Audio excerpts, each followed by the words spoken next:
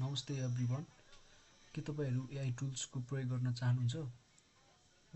के तपाईहरुलाई थाहा छ कुन एआई टुलले केसँग सम्बन्धित काम गर्छ? र यदि तपाईहरु चाहनुहुन्छ सबै एआई टुल्स को नाम र त्यसको वेबसाइट को लिंक समेत चाहनुहुन्छ भने यो भिडियो तपाईहरुको लागि। सर्वप्रथम तपाईहरु क्रोम ब्राउजर ओपन गर्नुहोला। त्यसपछि एउटा URL को लिंक URL टाइप गर्नुहोला। जस्तै अब www.arjunnepali.com.np टाइप गरेर तपाईहरु इन्टर प्रेस गर्नुहोला। त्यसपछि यो अर्जुन नेपाली को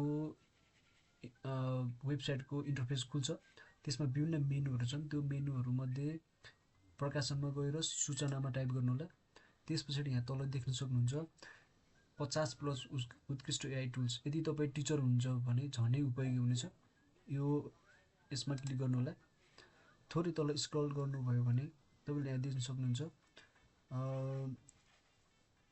AI chat and teaching assistant जस्तै chat GPT, Google Gemini, Microsoft Copilot, Claude AI, Perplexity हैन। जस्तै अब यो माथिको यो एआई टुल्सहरु के कामको लागि प्रयोग गरिन्छ भनेर यहाँ तल दिएको छ। जस्तै प्रयोगमा जस्तै अब लेसन प्लान, त्यस्तै गरेर अब क्वेशन पेपर अनि MCQ creation, notebook preparation, assignment design को लागि चाहिँ हामीले यो माथिको एआई टुल्सहरु प्रयोग गर्न सक्छौं। जस्तै अब एजुकेसन एन्ड लर्निङ एआई टुल्समा जस्तै नोटबुक एलएम हैन, त्यस्तै गरेर खानबिगो लगायतको यहाँ धेरै एआई टुल्सहरु छन्।